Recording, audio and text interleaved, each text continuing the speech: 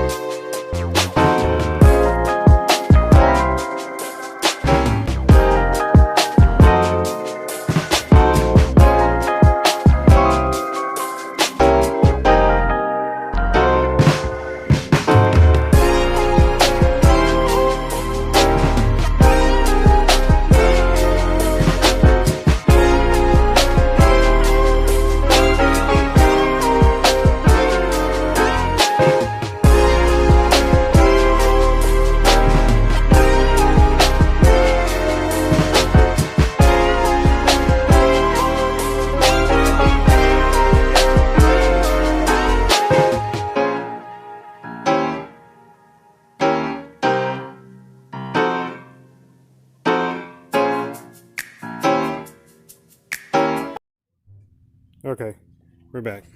Let's check it out. Okay, the pedals, all that, all nice and steam cleaned. Little follow-up wipe through coming. Everything looking good. Everything looking good and sharp. As the way it should be. Let's check out the stain back here. No stain. Look at that. Beautiful. Didn't film everything. Wanted to save some room for some of the other stuff.